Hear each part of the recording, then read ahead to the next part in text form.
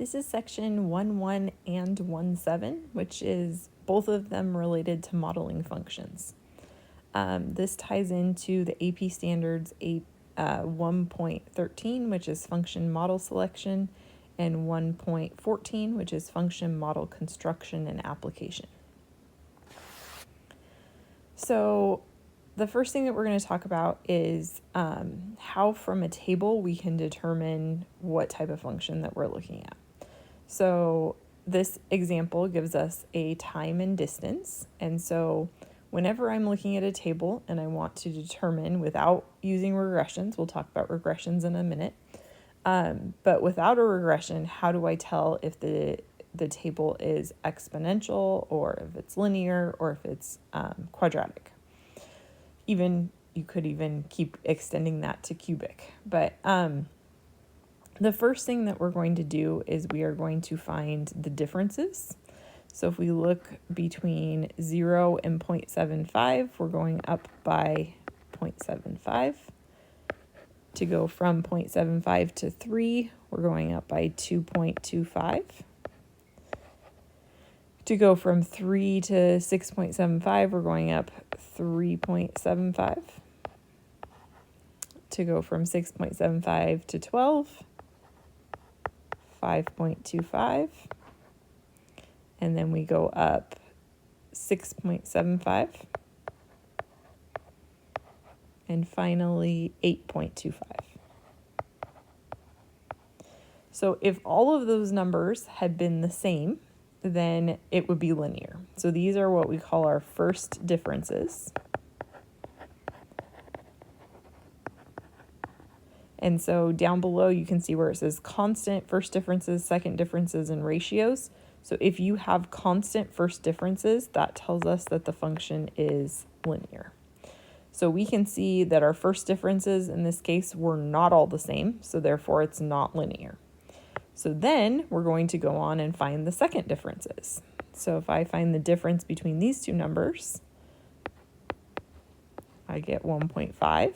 If I find the difference between these, I get 1.5, 1.5, 1.5, and 1.5.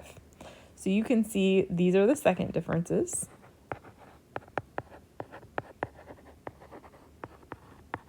And so that tells us that this function has constant second differences, which tells us that this is a quadratic. We could keep going with that and do third differences and fourth differences, and we're going up a degree of each different type of polynomial as we do that. So, but for this lesson, we're just focusing on linear, quadratic, and exponential. So that covers linear and quadratic. And then the third thing that we look for is we look for constant ratios. So ratios are taking the later y value and dividing by the y value before. So you can think of, I'm going to write this down here. So ratios are taking your y2 divided by your y1. So that'd be 0.75 divided by 0, which we can't do. So we know that's undefined. And then we could take 3 divided by 0.75. And that gives us 4. And then we could take 6.75 divided by 3, and we get 2.25.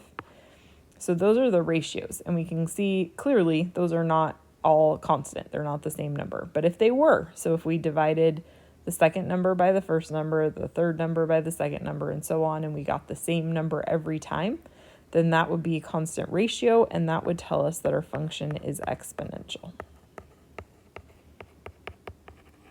So that is how we tell by looking at the table. We're looking for those different constant first differences, second differences, and ratios. Okay, the next part is how do we do a regression? So there's a lot of lessons that we're going to be talking about regressions in this book and in preparation for the AP test. But so this lesson is kind of the first introduction to how do we use our calculator to find a regression. We can use Desmos also to find a regression. And so this is just talking about using our calculator, our TI-84. And so these are the steps. So you're going to make sure that your diagnostic is on, because that's going to give you your R squared value, which is telling us if it's a good model or not. So to do that, you're going to go to 0 and then make sure your diagnostic is on. And then we're going to follow these steps. You're going to click the stat button and you're going to go to edit and you're going to list your X's and your Y's. And then you're going to use stat and right arrow over to calc. You're going to choose your model. So maybe it's linear regression, quadratic regression, exponential regression, etc. And then you're going to go down and calculate it. So I'm going to actually show you on the TI-84 what that would look like. I'm going to put in a set of fake data and look for which regression would be the best fit. Okay, so if we go here, our first step would be to turn that diagnostic on. So if I go to second 0, that gets me the list, and then I'm going to hit alpha D to get to the diagnostic. And apparently this version of the calculator doesn't have it. But if you're using an actual TI-84, it's going to have in the list, it's going to have diagnostic on, and you would just click that to make sure it is. Okay, so I'm going to go back to my screen. Now I'm going to follow the set of steps. So I'm going to hit stat, edit, and I'm going to make up some numbers here. So we're going to do -2, 0, 1, 4, 5, 6. And then I'm going to go over here and do 2, 10, 15, 31, 50, and 72. Okay, so now that I have my data entered, I'm going to go back to stat. And this time I'm going to right arrow over so that calc is highlighted. And this is where I get all the different regressions. So let's start with linear regression. So that's number 4, where it says lin reg. So we're going to go there, hit enter. You can store the equation if you want. So if you want to store the equation, the easiest way to do that is to hit alpha trace, and then you can select Y1 or Y2 or wherever you want to store the equation. But for this right now, I'm just going to go ahead and hit enter. There's a calculate option on the actual calculator. So this gives me my linear regression. So the model, so you can see it's in y equals mx plus b. And the thing I'm looking for is that R squared value. So the R squared value here is 0.89. So we'll keep that in mind.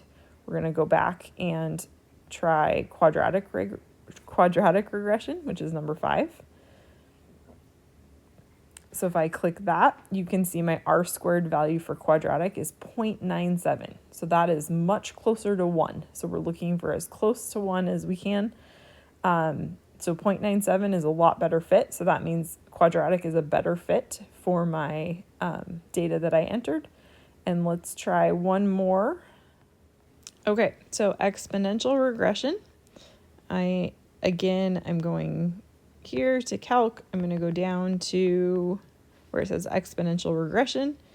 I'm going to hit enter, and you can see that my R value is also 0.97. So the next thing that we have to look at is residuals, and we will get there in future lessons, but the residuals are another piece of the puzzle that helps us decide which function is going to be the best fit.